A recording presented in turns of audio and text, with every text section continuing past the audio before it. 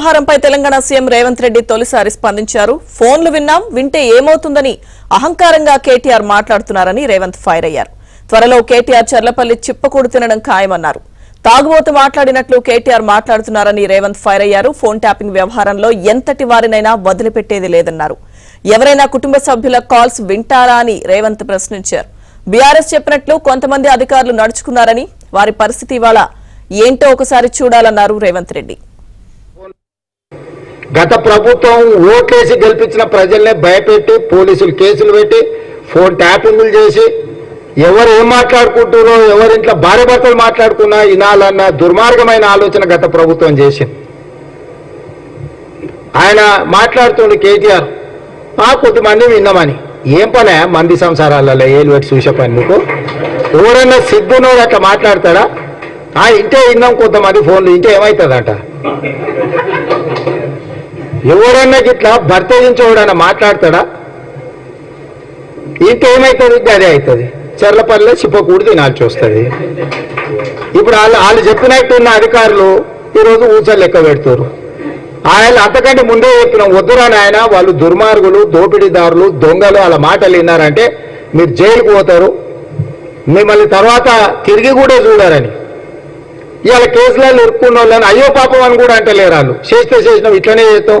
ఎవరు మాట్లాడతాడు? ఊర్లలో ఆవారగాడు మాట్లాడతాడు, తాగుపోతాడు మాట్లాడతాం, గట్లనే చేస్తాం, మేము బజార్లో బట్టలు ఇప్పుకొని తిరుగుతాం, అయితే ఏందని ఊర్లలో అన్నారు. ఎవడంటాడు? తాగుపోతాడు, తిరిగిపోతాడు అంటాడు. గట్ల మేము ఇట్లనే ఉంటాం. ఊర్లో ఎవరైనా పెద్ద మంచి పిలిచారా, ఇది మంచిది కాదురా నాయన, పద్ధతి మార్చుకో అంటే మేము ఇట్లనే ఉంటామా? ఏం నువ్వేంది నాకు చెప్పేది? సేమ్ కేటీఆర్ కూడా భర్తగించిన అచ్చో సాంబోతులాగా మాట్లాడుతుండు. దాని ఫలితం దానికి ఉంటుంది. కాకపోతే దాని ఒక క్రమ పద్ధతిలో విచారణ చేసి చట్టపరంగా చర్యలు తీసుకోవాలి కాబట్టి విచారణ జరుగుతుంది. అంతకుముందు ఎవరైనా ఫోన్లలో మాట్లాడుకోవాలన్నా భయపడేది, ఎవరైనా కలిస్తే ఎవరో రికార్డు చేస్తుండే అని భయం ఉండే. ఇవాళ ఎవరైనా స్వేచ్ఛగా వాళ్ళ జీవితాలలో వాళ్ళు స్వేచ్ఛగా మాట్లాడుకునే పరిస్థితి రాష్ట్రంలో స్వేచ్ఛ తీసుకొచ్చినాము.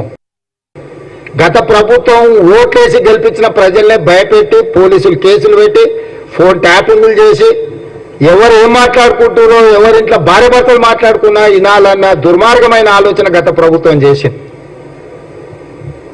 ఆయన మాట్లాడుతుండే కేటీఆర్ కొద్దిమంది విన్నామని, ఏం పనే మంది సంసారాలలో ఏలు పెట్టి చూసే పని నీకు? ఎవరైనా సిగ్గునోడు అట్లా మాట్లాడతాడా? ఇంటే విన్నాం కొంతమంది ఫోన్లు, ఇంటే ఏమవుతుందట? ఎవరన్నా గిట్లా భర్త ఎవడన్నా మాట్లాడతాడా? ఇంకేమవుతుంది? అదే అవుతుంది. చెర్లపల్లిలో చిప్పకూడు తినాల్సి వస్తుంది. ఇప్పుడు వాళ్ళు చెప్పినట్టున్న అధికారులు ఈరోజు ఊచలు లెక్క పెడుతున్నారు. ఆయన అంతకంటే ముందే చెప్పినాం, వద్దురాని ఆయన వాళ్ళు దుర్మార్గులు, దోపిడీదారులు, దొంగలు, వాళ్ళ మాటలు విన్నారంటే మీరు జైలుకు పోతారు, మిమ్మల్ని తర్వాత తిరిగి కూడా చూడారని ఇవాళ కేసులలో ఇరుక్కున్న వాళ్ళని అయ్యో పాపం అని కూడా అంటలేరు. వాళ్ళు చేసినాం ఇట్లనే చేస్తాం. ఎవరు మాట్లాడతాడు? ఊర్లలో ఆవారగాడు మాట్లాడతాడు, తాగుపోతాడు మాట్లాడతాం, గట్లనే చేస్తాం, మేము బజార్లో బట్టలు ఇప్పుకొని తిరుగుతాం, అయితే ఏందని ఊర్లలో అన్నారు. ఎవడంటాడు? తాగుపోతాడు, తిరిగిపోతాడు అంటాడు. గట్ల మేము ఇట్లనే ఉంటాం. ఊర్లో ఎవరైనా పెద్ద మంచి పిలిచారా, ఇది మంచిది కాదురా నాయన, పద్ధతి మార్చుకో అంటే మేము ఇట్లనే ఉంటామా? ఏం నువ్వేంది నాకు చెప్పేది? సేమ్ కేటీఆర్ కూడా భర్తగించిన అచ్చో సాంబోతులాగా మాట్లాడుతుండు. దాని ఫలితం దానికి ఉంటుంది. కాకపోతే దాని ఒక క్రమ పద్ధతిలో విచారణ చేసి చట్టపరంగా చర్యలు తీసుకోవాలి కాబట్టి విచారణ జరుగుతుంది. అంతకుముందు ఎవరైనా ఫోన్లలో మాట్లాడుకోవాలన్నా భయపడేది, ఎవరైనా కలిస్తే ఎవరో రికార్డు చేస్తుండే అని భయం ఉండే. ఇవాళ ఎవరైనా స్వేచ్ఛగా వాళ్ళ జీవితాలలో వాళ్ళు స్వేచ్ఛగా మాట్లాడుకునే పరిస్థితి రాష్ట్రంలో స్వేచ్ఛ తీసుకొచ్చినాము. ఇవాళ స్పష్టంగా మన ప్రభుత్వం వచ్చింది. 100 రోజుల్లో ఒక మంచి పరిపాలన మనం అందించినాం. రాష్ట్ర స్థాయిలో, జాతీయ స్థాయిలో తెలంగాణలో కాంగ్రెస్ ప్రభుత్వం ఒక ఆదర్శంగా నిలబడ్డది.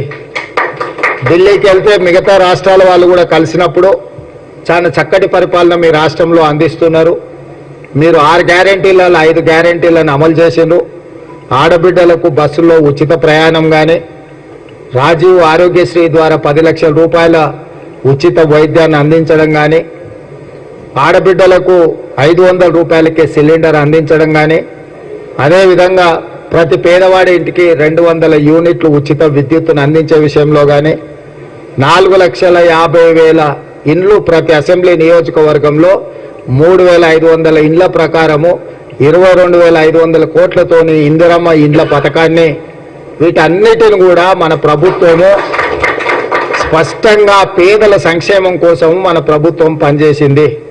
ఇదే కాకుండా 3 నెలల 30,000 ప్రభుత్వ ఉద్యోగాలు ఇచ్చి నిరుద్యోగ యువకులకు ప్రభుత్వము ఒక సంపూర్ణమైన విశ్వాసం, ఈ ప్రభుత్వం మాది, మా కోసమే ప్రభుత్వం పనిచేస్తుంది, మా కోసమే ప్రభుత్వం ఆలోచన చేస్తుంది అని చెప్పి ఈరోజు మన ప్రభుత్వం అన్ని కార్యాచరణలు